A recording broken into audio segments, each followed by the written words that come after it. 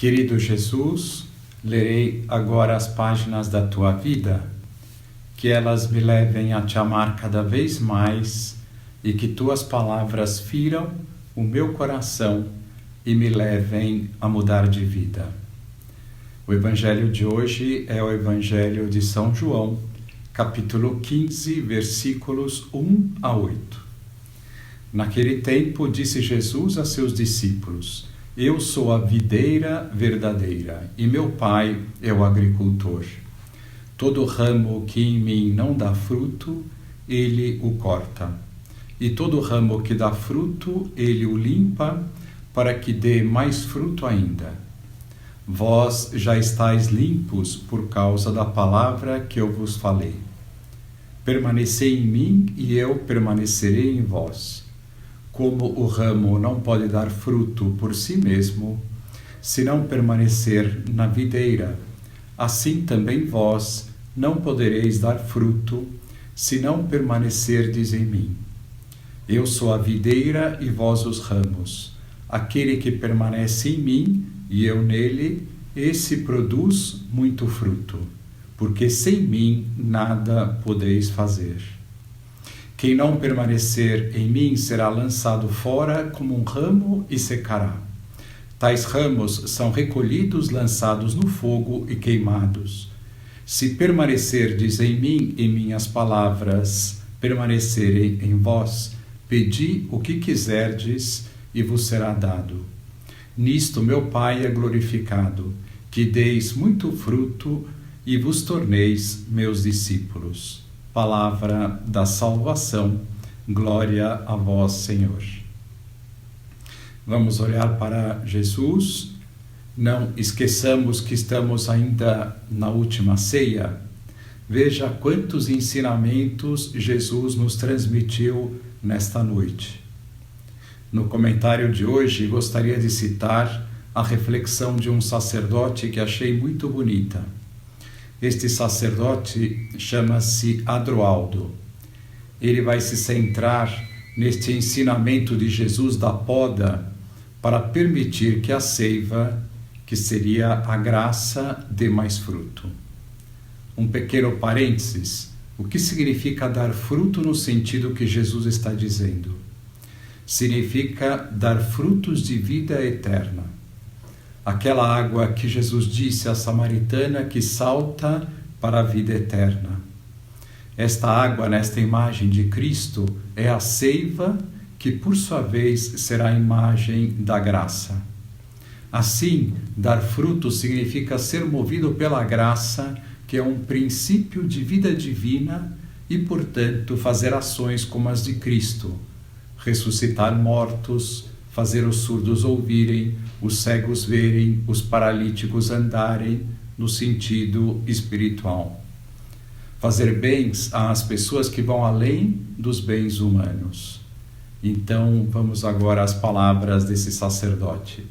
Como é habitual, o Jesus dos Evangelhos não expõe sua doutrina com longas explicações ou filosofias, mas utiliza imagens, parábolas ou símbolos certamente conhecidos por todos. Neste contexto, nos fala a partir da videira, uma planta rica em significados na tradição judaica. A vinha, nos textos do Antigo Testamento, representava o povo de Israel que Deus plantou, podou e cuidou de todas as maneiras possíveis. Deus Pai foi representado em muitas ocasiões como um lavrador que cuida de Israel, que é a sua vinha. Na última ceia, Jesus convocou todos os seus seguidores a formar com ele um organismo vivo, e fez isso através da imagem da vinha, a cepa, os ramos e os cachos de uvas. As uvas não brotam diretamente da cepa, mas dos ramos. Porém, os ramos não dão uvas se não estão ligados à cepa.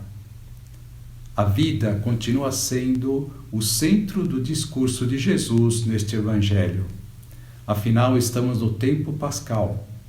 Só assim o seguimento de Jesus torna-se fonte de vida e vida em crescente amplitude. Quando nos dispomos a caminhar com Ele, sobre a ação do seu Espírito, realiza-se em nós um processo de abertura, de crescimento e de reconstrução de nós mesmos, que nos permite experimentar uma outra vida que supera tudo o que vivíamos até então.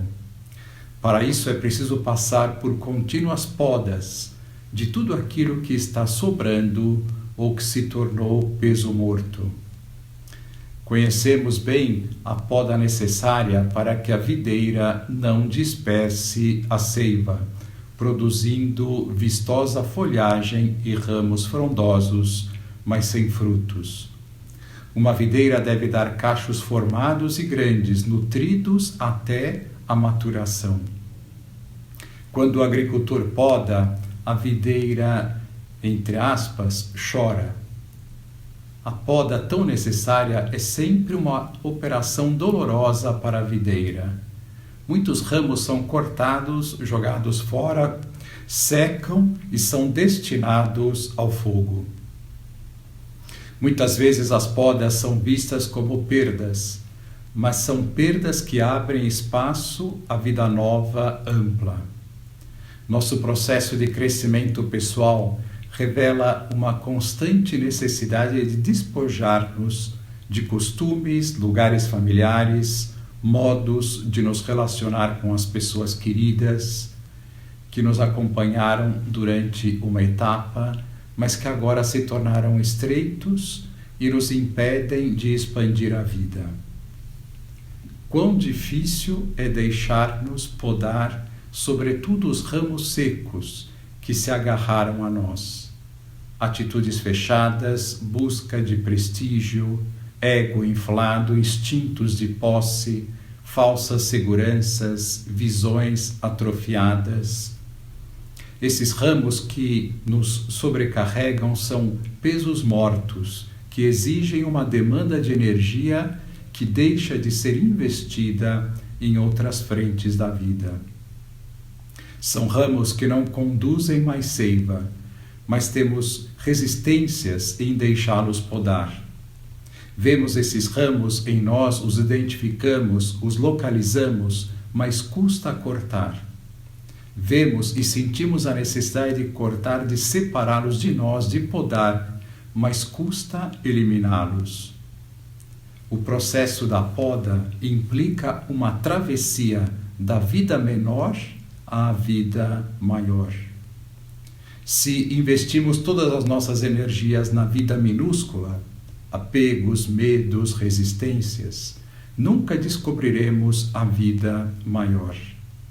Aquele que se empenha a todo custo em salvar sua vida menor vai acabar perdendo-a, mas dará pleno sentido a esta vida se descobre e ativa outro nível mais profundo e encontrar a verdadeira vida.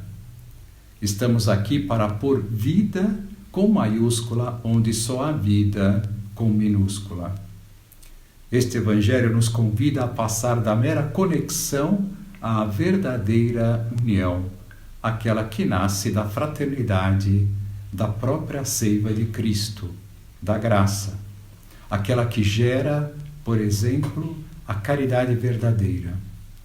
Onde só há conexão, ali há atrofia e rigidez no relacionamento com as pessoas, alimentando atitudes preconceituosas, intolerantes e indiferentes.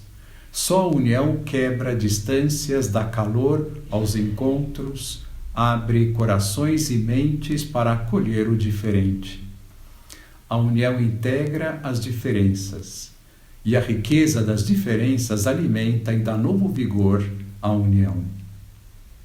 Jesus, como videira, estabelece uma união eterna com os homens, alimentando-nos com sua seiva, que é a sua graça. A presença da seiva da graça é um reforço, um suporte, uma ativadora das nossas capacidades. Com ela, o Espírito habita o nosso ser, transformando e dando uma vida sobrenatural às nossas ações. Que texto tão bonito, na verdade, Que lição nós podemos tirar desse Evangelho? Deixar a graça tomar conta do nosso coração para darmos frutos de vida eterna. Para isso, estarmos sempre em estado de graça, crescermos na graça através dos sacramentos e deixar Deus podar a nossa alma para que a graça penetre todos os cantos do nosso coração. Agora vos dou a bênção para este dia. A bênção de Deus Todo-Poderoso, Pai, Filho e Espírito Santo, esteja sempre convosco e permaneça para sempre. Amém.